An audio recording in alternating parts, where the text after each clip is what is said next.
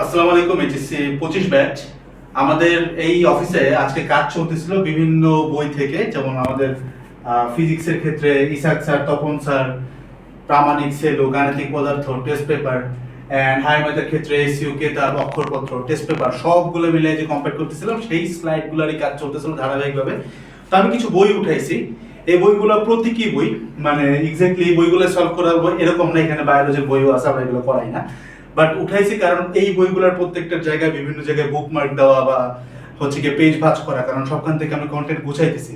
তো ভিডিওটা রেকর্ড করতেছি মূলত খারাপ স্টুডেন্টদের জন্য, যাদের মনে হয় যে ভালো স্টুডেন্টদেরকে ট্যাকেল করা তোমাদের জন্য অনেক কঠিন। তো দেখো, একটা ব্যাপার বুঝো, একটা ভালো স্টুডেন্ট ধরো এটা মনে করো ফিজিক্সের 2টা রাইটারের বই, আমি কম করে ধরতেছি 2টা রাইটারের বই, একটা গাণিতিক পদার্থ দেন আর একটা হচ্ছে টেস্ট পেপার।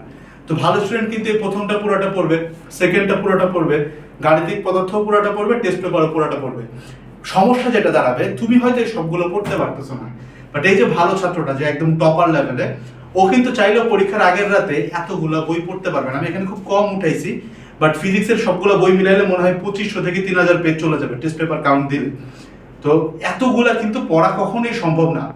তো তুমি যদি এই জায়গাটাতে দাঁড়ায় বলো যে ভাই আমি সব কন্টেন্ট পড়বো না, বাট আমি যদি একটু খুইলা দেখি কন্টেন্ট আসে, এটা ধরতেও প্যারা খাইতেছি, কন্টেন্ট আসে আসলে কিরকম, আমি কিন্তু এখানে খুললেই দেখবো যে রিপিটেটিভ কন্টেন্ট কোনগুলো আছে। আমি যদি প্রপার একটা অ্যানালাইজ করতে পারি, পার চ্যাপ্টারে 7-8 ঘন্টা 9 ঘন্টা লাগে খুব বেশি হলে, বাট তোমার হাতে কিন্তু ইনাফ টাইম আছে। আমি নিজে করছি, আমি অনুযায়ী ক্লাসগুলো নিব মার্চের সেকেন্ড উইক থেকে। So that's why I know routine এখনো দিনে খুব সামনে চলে আসবে।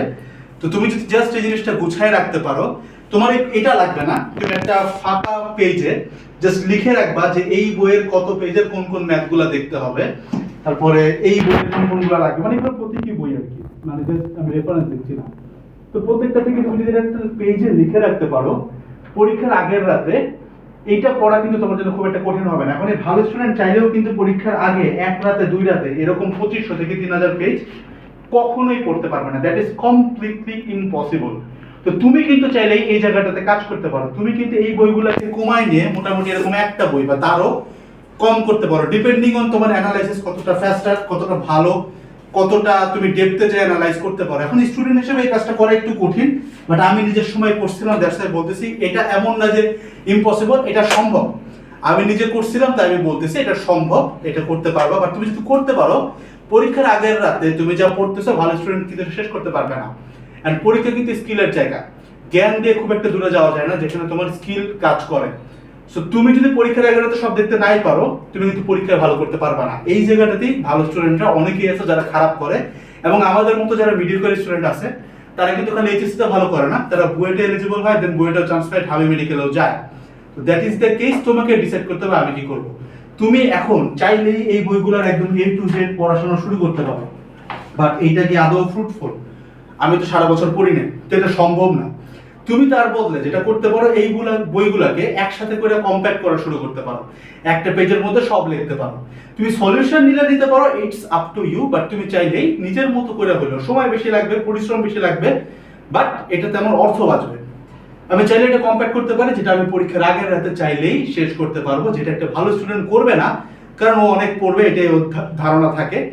এবং আমরা হয়তো ওকে পড়ালেখায় বিট করতে পারবো না, বাট আমরা চাইলেই ওকে স্ট্র্যাটেজিক্যালি বিট করতে পারি এতগুলো বইকে একটা বইতে কম্প্যাক্ট করে।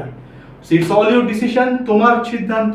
রোজা রাখতেছো, সেহরি করতেছো, ইফতার করতেছো, সারাদিন অনেক ক্লান্ত থাকো আমি জানি, বাট তোমাকে বুঝতে হবে আমার এই প্রিসিয়াস টাইমটা আমি এক্স্যাক্টলি কোথায় দিচ্ছি। আমি কি সবগুলো বই পড়তেছি যেটা আমি আসলে পরীক্ষার আগে শেষ করতে পারবো না, নাকি আমি এগুলো থেকে দেখতেছি কি আসে, দেন এটাকে গুছায়া কম্প্যাক্ট করে পড়তেছি। That's completely up to you. আসসালামু আলাইকুম সবাইকে, টাটা।